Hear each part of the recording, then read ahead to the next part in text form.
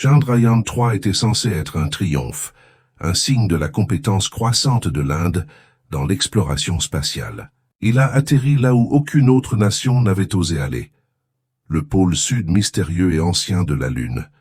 Mais après que les images sont revenues, après que les premières analyses du sol ont été envoyées sur Terre, la célébration a commencé à s'estomper, remplacée par le silence, puis des murmures, et enfin un avertissement. Ce n'est pas de la science-fiction. Ce n'est pas une théorie du complot. C'est ce qui se passe lorsque le rover le plus avancé, jamais envoyé sur la Lune, découvre un matériau qui défie les lois de la physique. Et il y a quelque chose d'encore plus étrange sous la surface. Décomposons la découverte impossible qui a ébranlé la communauté scientifique mondiale et poussé un esprit nobélisé à dire « Nous ne sommes pas prêts ». Lorsque l'agence spatiale indienne a lancé Chandrayaan-3, ce n'était pas simplement une autre mission lunaire. C'était un retour en force, un successeur direct de la tentative échouée de Chandrayaan-2 d'atterrir en 2019. Tout s'est bien passé cette fois.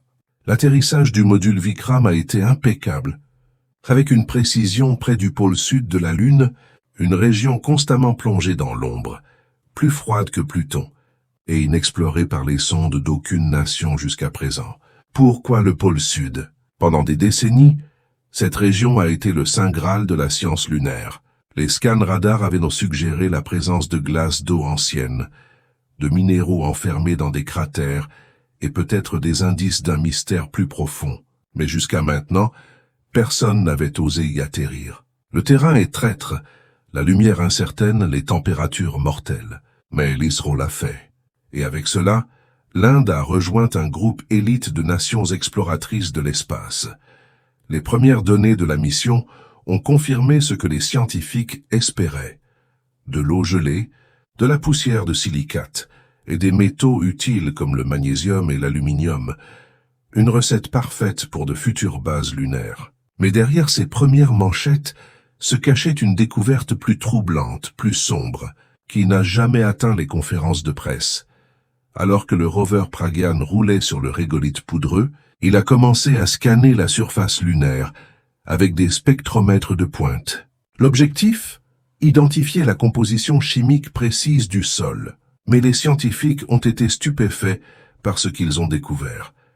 Une substance jamais vue auparavant dans aucun échantillon connu, lunaire, terrestre ou extraterrestre. Elle ne correspondait à aucun minéral dans la base de données terrestre.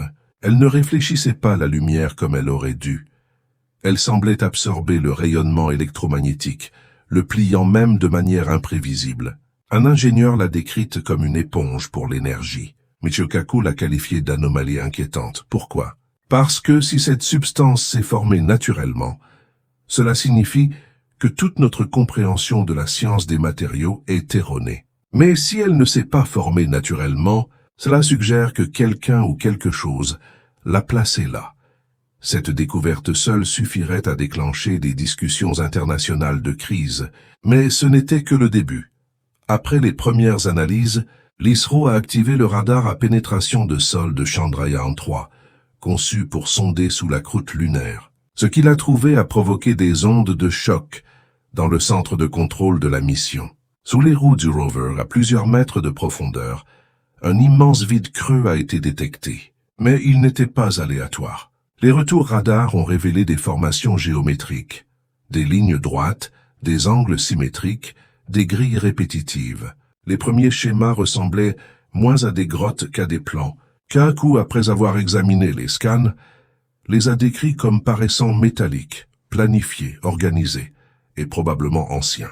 Pour ajouter à l'inquiétude, le vide était massif, assez grand pour abriter une petite ville. Et puis est venue la chaleur. Les instruments ont commencé à détecter d'étranges fluctuations thermiques, montant et descendant sans apport solaire. La Lune, qui est géologiquement morte depuis des milliards d'années, montrait des signes d'énergie interne.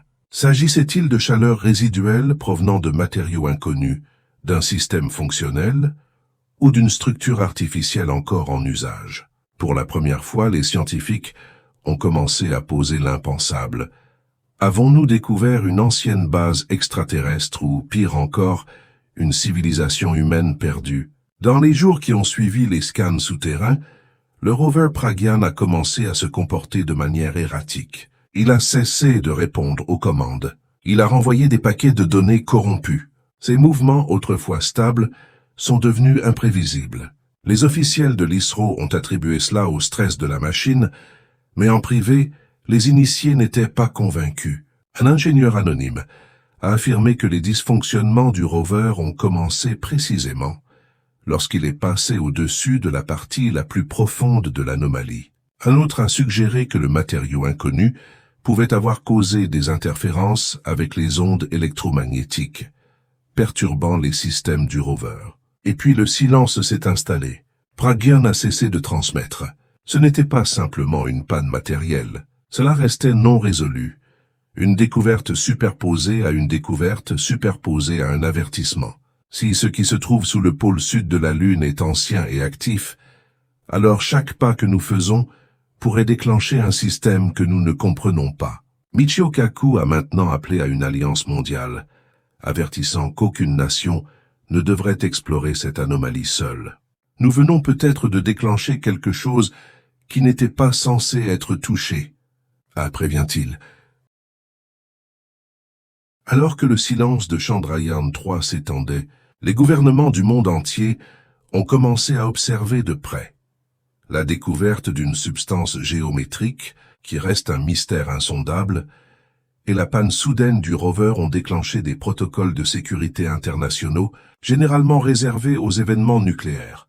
Des images satellites à haute résolution d'autres agences spatiales, NASA, CNSA, ESA, se sont discrètement concentrées sur la zone d'atterrissage. Des rapports divulgués indiquent que des satellites militaires américains ont détecté une anomalie électrique non identifiée quelques heures avant que le rover ne cesse de transmettre.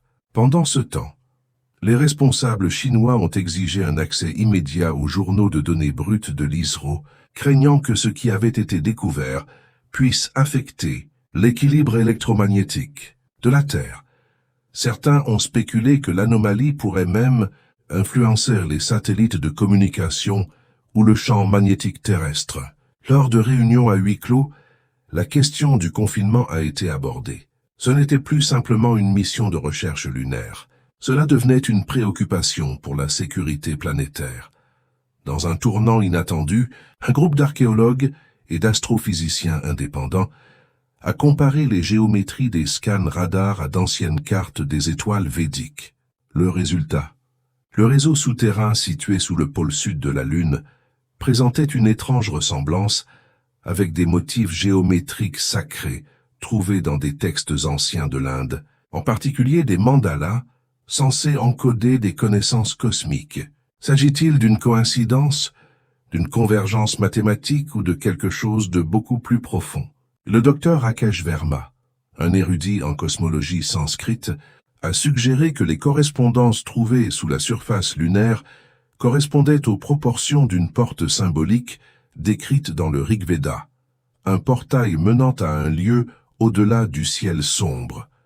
Bien que la science conventionnelle reste sceptique, ces similitudes alimentent désormais un mouvement croissant parmi les physiciens et les philosophes qui pensent que les civilisations anciennes pourraient avoir su quelque chose sur la véritable nature de la Lune, quelque chose que nous commençons tout juste à redécouvrir. De nouvelles données ont commencé à émerger, prétendument extraites du réseau interne de l'ISRO par des initiés non identifiés. Ces fichiers indiquent que les échantillons examinés par Pragyan contenaient non seulement des matériaux inconnus, mais aussi des composés aux propriétés photoniques jamais vues auparavant. La substance récupérée ou scannée avant la perte de contact semble être photoniquement négative. Elle n'absorbe pas seulement la lumière à travers tous les spectres visibles et infrarouges, mais pourrait être capable de courber ou même d'annuler les champs électromagnétiques autour d'elle. Ce comportement suggère que le matériau pourrait être métastable ou même artificiellement conçu. Une description divulguée l'a qualifié de « matière sombre optique ». Si cela est confirmé, cela signifierait que la substance, située au pôle sud de la Lune, interagit avec la lumière et l'énergie, d'une manière jusqu'alors jugée impossible, un matériaux qui pourraient théoriquement protéger des zones entières de la détection ou même dissimuler une structure à tout type de scan optique. Si une telle technologie existe sur la Lune, notre compréhension de la physique n'est plus théorique. Elle est obsolète. Alors que le monde observe et que Chandrayaan-3 reste dans l'ombre, une question terrifiante se pose. Non seulement qu'a-t-on trouvé, mais que se passe-t-il ensuite? Et si la Lune n'était plus qu'un simple rocher mort, un contenant, un vaisseau renfermant une technologie ou des informations d'une époque révolue, antérieure à l'histoire connue? Et si notre curiosité avait déclenché des investigations visant à déverrouiller quelque chose qui n'était jamais censé être rouvert? Et si l'échec de Pragyan n'était pas un échec, mais un avertissement? Une récente interview avec Michio Kaku s'est conclue par une phrase terrifiante. Cet univers contient des choses cachées, des choses que nous n'étions jamais censés toucher. Et si l'une d'elles nous avait touchés, le monde attend. Mais la Lune reste silencieuse. Chandrayaan-3 devait être une étape scientifique, un symbole de progrès, un drapeau planté non pas dans l'arrogance, mais dans l'optimisme. Pourtant, ce qu'il a découvert pourrait ne pas être un triomphe, mais un seuil. Et si le pôle sud de la Lune n'était pas resté intact par hasard? Et s'il avait été évité? Et si sous ces ombres éternelles et ces cratères gelés, quelque chose d'ancien l'attendait, silencieux, enfoui et observant? Un signe, non pas un message, mais une question. Vont-ils revenir? Nous avons construit un appareil. Nous l'avons envoyé à travers l'espace. Et lorsqu'il s'est approché de cette zone, nous en avons perdu le contrôle. Non seulement d'un rover, mais du récit. Maintenant, alors que les satellites mondiaux s'ajustent, que les scientifiques se taisent, et que les physiciens émettent des avertissements plutôt que des théories, une vérité devient impossible à ignorer. Nous n'étions pas les premiers à arriver, et nous ne sommes peut-être pas les seuls à observer. Que pensez-vous que Chandrayaan-3 a vraiment découvert? Une technologie ancienne, une anomalie naturelle ou la trace de quelque chose d'entièrement différent? Partagez vos pensées dans les commentaires. Partagez cette vidéo si vous pensez que cette découverte n'est pas la fin d'une mission, mais le début d'un mystère qui s'étend bien au-delà de la Lune elle-même. Et n'oubliez pas de vous abonner